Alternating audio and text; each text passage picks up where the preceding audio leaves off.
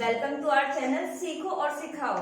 हम paper number 2 educational psychology पढ़ रहे थे, जिसमें यूनिट 1 हमारी चल रही है। यूनिट 1 का last point 1.5 role of teacher and learner in different teaching learning situation, learning styles and learning constructivist perspective. तो आइए हम शुरू करते हैं। सबसे पहले देखेंगे हम कंस्ट्रक्टिविस्ट क्या होता है।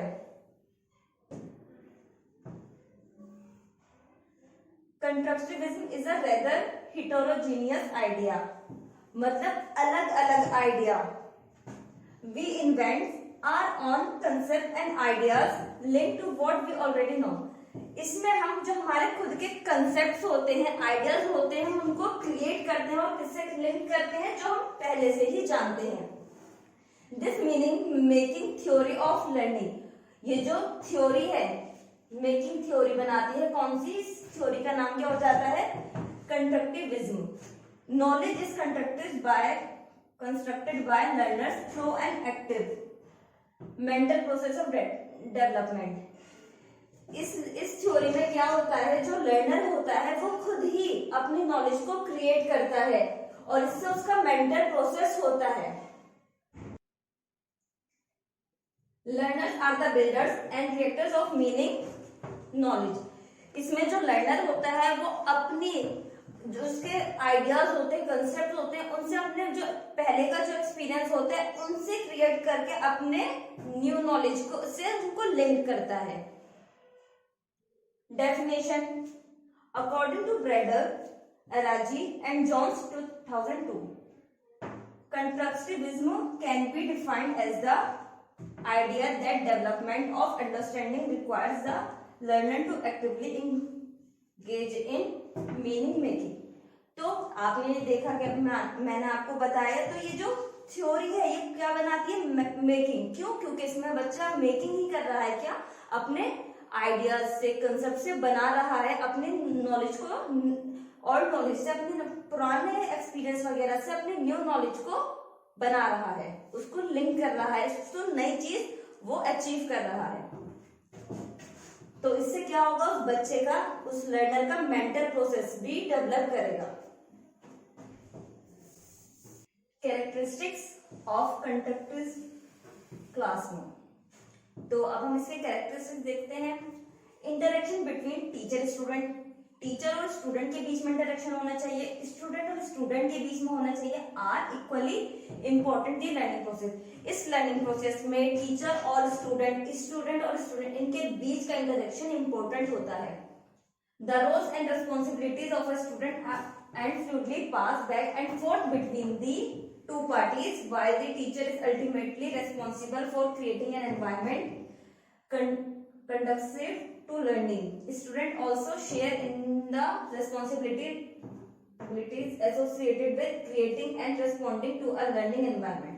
इसमें टीचर की रेस्पॉन्सिबिलिटी क्या होती है कि वो जो लर्निंग एनवायरनमेंट है वो ऐसा क्रिएट करे ताकि उसमें जो बच्चे हैं, जो लर्नर्स हैं, उनकी भी रेस्पॉन्सिबिलिटी हो कि वो उनका ज्यादा से ज्यादा इन्वॉल्वमेंट हो और वो अपने खुद के जो भी आइडियाज हैं या उनके जो भी थिंकिंग है, जो भी उनकी इमेजिनेशन है उस टॉपिक से रिलेटेड वो भी अपने शेयर करें। इससे बच्चों का मेंटल प्रोसेस डेवलप होता है। The classroom environment of constructivist classroom is safe. ये जो एनवायरनमेंट होता है ये सेफ होता है। कैसे? इंटेलेक्चुअली, इमोशनली और फिजिकली, क्योंकि इसमें बच्चों को ध्यान रख के, बच्चों की नीड्स को ध्यान रख के ये पढ़ाया जाता है। The activities are interactive and student centred. अभी जैसे कि मैंने आपको बताया, इसमें बच्चे को ध्यान रखे, बच्चे को केंद्रित करके ये क्लासरूम का एनवायरनमेंट क्रिएट किया जाता है ताकि इसमें सारे बच्चे इक्वल हो, सारी चीजें एक दूसरे के साथ इक्वली शेयर करें। क्योंकि अभी हमने फर्स्ट में देखा था, टीचर और स्टूडेंट इन सबके बीच का जो इंटरेक्शन होता है वो इम्पोर्टेंट होता है। इसमें बच्चे को के ऊपर बहुत ध्यान दिया जाता है, ये स्टूडेंट सेंटर्ड होता है। The teacher facilities a process of learning in which students are encouraged to be responsible and autonomous। Teacher को ऐसी फैसिलिटीज प्रोवाइड करनी चाहिए बच्चे को ताकि जो बच्चे हैं वो इंकरेज हो लर्निंग को देखिए, वो इंकरेज हो, वो अपने आइडियाज, अगर टीचर ने ऐसी फैसिलिटीज दी तो बच्चे में ऐसे इंकरेज हो, वो खुद में इतना इंटरेस्ट आए कि वो अपने आइडियाज, जो उसकी भावनाएं हैं, जो वो सोच रहा है, जो उसकी नॉलेज है, वो और बच्चों के साथ भी शेयर करे। The constructivist classroom, 3 major roles for facilitator to support student in constructivist learning environments are, इसके एनवायरमेंट में तीन मेजर रोल्स होते हैं फैसिलिटेटर के। क्या? सबसे पहला है मॉडलिंग।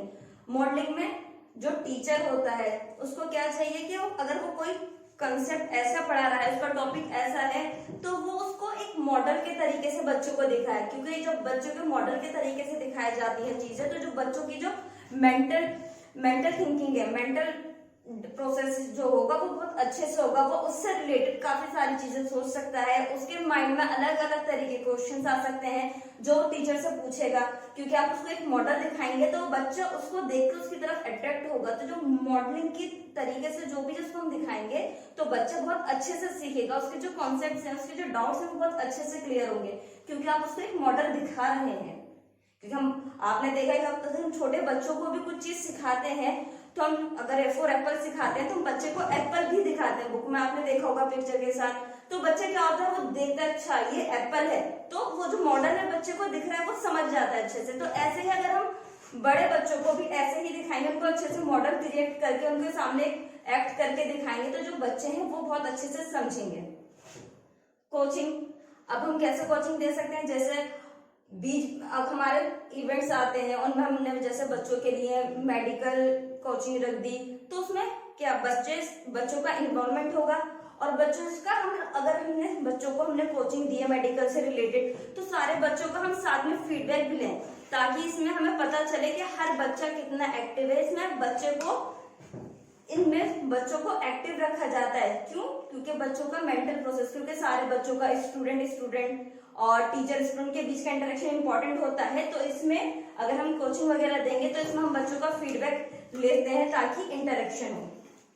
स्काफोल्डिंग में क्या होता है, कैसे इंटरेक्शन होता है, इसमें जो टीचर होता है वो बच्चे को उसकी प्रीवियस नॉलेज से कनेक्ट करके हिंट प्रोवाइड करता है, ताकि बच्चों उससे कनेक्ट करके अपने आंसर, जो उसका जो कंक्लूजन है उस तक पहुंच सके। A constructivist classroom environment provides opportunities for students to question the material being presented and explore various topics their interest. इसमें हम इस क्लासरूम में हम बच्चों का जो एनवायरनमेंट है वो ऐसा प्रोवाइड करते हैं ताकि हर बच्चा जो क्वेश्चंस है, जो मटेरियल है, वो टॉपिक्स वगैरह जो उनको बहुत अच्छे से एक्सप्लोर करें, ताकि जो बच्चों का इंटरेस्ट है बना रहे, और बच्चों का जो इंटरेस्ट जब बना रहता है तो वो बहुत अच्छे से सीखते हैं। The goal is to produce democratic classroom environment that provides meaningful learning experience for autonomous learner.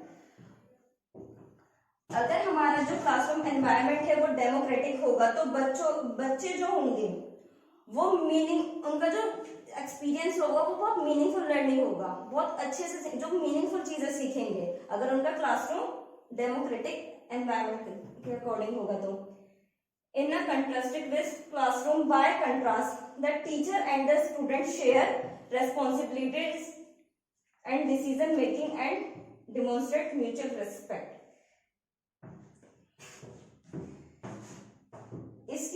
इस क्लासरूम में जो टीचर और स्टूडेंट को ना क्या करना चाहिए, शेयर करनी चाहिए रेस्पॉन्सिबिलिटीज, ताकि अगर बच्चे, ये नहीं कि सिर्फ एक, अगर कोई आप क्लास के लिए कोई रूल बना रहे हैं तो उसमें बच्चों का भी डिसीजन लेना चाहिए कि बच्चों के लिए अच्छा है या नहीं है, ताकि आपको पता चल जाए कि अगर आपने किसी भी चीज के लिए वोट लिया है तो आपको पता चल जाए कितने बच्चे इस चीज के सपोर्ट में है, कितने बच्चे नहीं है। तो शेयर करना चाहिए हर चीज को,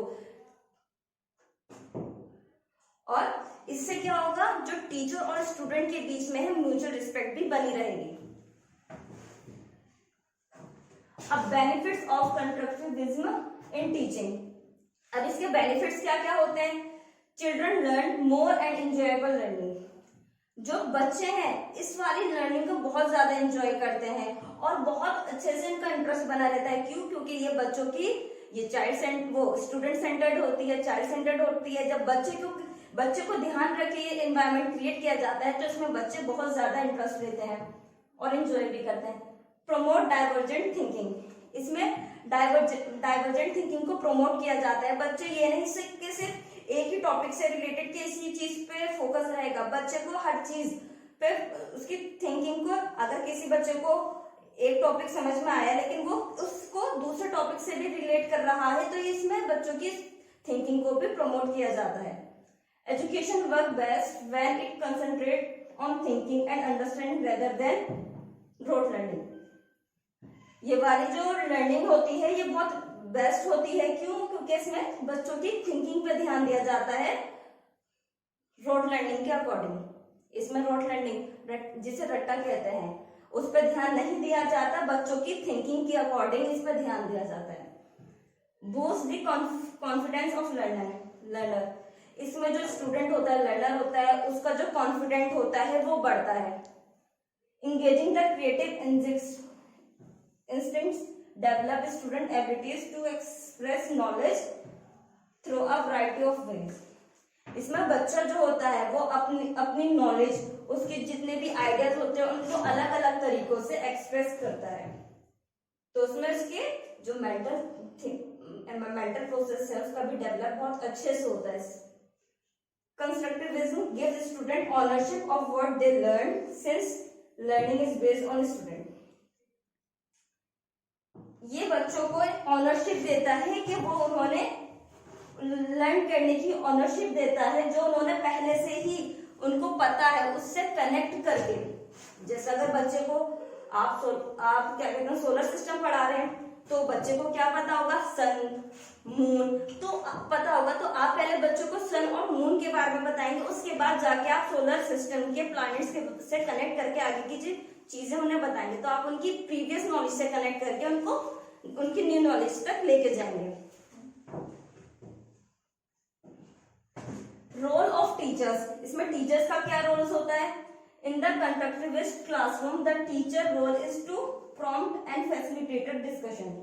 इसमें जो टीचर का रोल होता है एक प्रॉम्प्ट की तरीके से उसको यूज करते हैं ताकि वो बच्चों को फैसिलिटेट करे, उनके साथ डिस्कस करे। सिर्फ ये नहीं कि टीचर आया उसने पढ़ाया और चला गया, नहीं, उसका सिर्फ ये काम नहीं है, वो आए बच्चों के साथ डिस्कस भी करे, उनको फैसिलिटेट करे, उनको प्रॉम्प्ट दे अलग अलग तरीके, ताकि जो बच्चा है उनके जो बीच का जो इंटरेक्शन है वो बहुत अच्छे से और बच्चा टीचर के साथ घुल मिल जाए और अच्छे से सीखे, उसका इंटरेस्ट बना रहे।